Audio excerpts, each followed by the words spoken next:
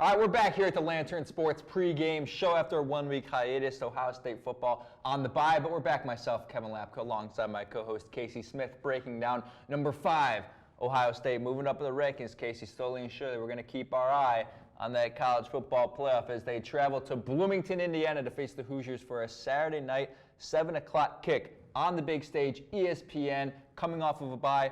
What do you expect from Ohio State this week, Casey? Yeah, in 2020, Kevin, Ohio State and Indiana played here at the Shoe, and Ohio State came out and punched Indiana in the mouth, 35-7. And Tom Allen, he's electric. He turned to his quarterback and he said, "Hey, go win me this football game." He put the ball in his hands. The rushing game, they only had 16 carries. Meanwhile, Michael Penix threw for 491 yards and 5 touchdowns. So talk about going and winning the game. Unfortunately, they fell just short, but to even have a chance there at the end just kind of shows what sort of like Superman abilities he had in that game last year. And Ty Freifogel was his favorite target, going for 7 catches, 218 yards, and 3 touchdowns. Imagine having him on your fantasy team for that game. There were so many mismatches in Ohio State's 2020 secondary in that game. It seemed as if every completion, there was 5 to 10 yards of separation for the Hoosiers wide receivers. And I think the big difference between last year's secondary and this year's secondary for the Buckeyes is Denzel Burke stepping in as a true freshman, and he's tied for 3rd in the Big Ten with 6 pass breakups, and I expect that to grow this weekend because of Ohio State with their one of the most electric offenses in the country. You love that word, don't you? Yeah, I know. I mean, it's such a great word. One of the most big play ability offenses in the country, being able to come out and score some points. Indiana's going to be on their heels, and they'll need to throw the ball. Jack Tuttle threw 52 times last week, and I think Denzel Burke will be able to step in and add to that 6 pass breakup total. So he could also be the guy that extends Ohio State's program record 4 consecutive games with a pick 6. He could do it. We'll have to see this Saturday. Put a bet down on it, Casey? I don't know. I don't know. Micah McFadden on the other side for Indiana, though, anchoring the middle linebacker position. He's such a big physical presence at 6'2", 231 pounds. He's able to cover tight ends with ease, and he's able to come up and stop the run. And I think in the age of linebackers getting bigger and still being able to be more agile, I think he's the epitome of that sort of physical specimen that you want anchoring your defense. And he has the numbers to back it up. He is tied for 2nd in the Big Ten in tackles for loss with 9, trailing the top spot by only half a tackle for loss.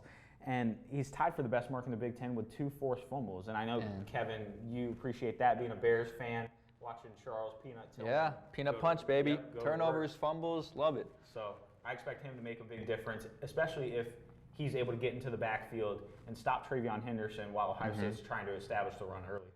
Well, you alluded to the explosiveness of the Ohio State offense, and we have the stats to prove that, all right? They're first, Ohio State, that is first in the FBS with 8.4 yards per play, all right? And this is why you see them have such high-scoring games, and in a game like they had 2 weeks ago, score on every single offensive drive. That's why that happens. But then you look at Indiana, all right, and you think, how is Indiana going to come away with a win? Well, it's going to be tough. They're 119th in the FBS in yards per play, 4.4. So now you're looking at 2 offenses on one side that is going to go down the field in 3 minutes and probably, rush down the field with a 40-yard rush and a 30-yard pass using their explosive plays.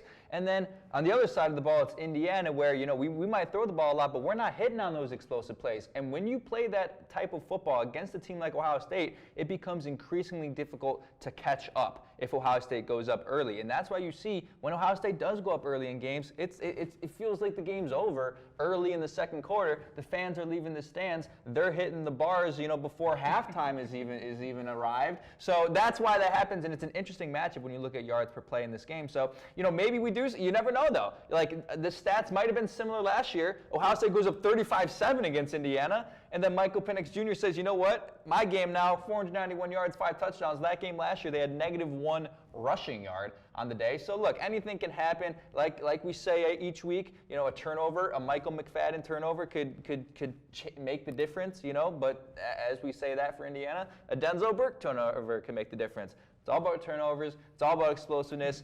It's electric.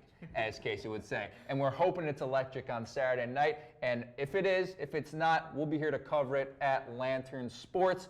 Writing, videos. Our guys Jack and Jacob got the articles for you after the game. We got the videos for you. So be on the lookout for that on YouTube, Twitter, Instagram, Facebook, all the socials, and of course, our website, thelantern.com. For myself, for Casey, we'll see you guys next time. Take care.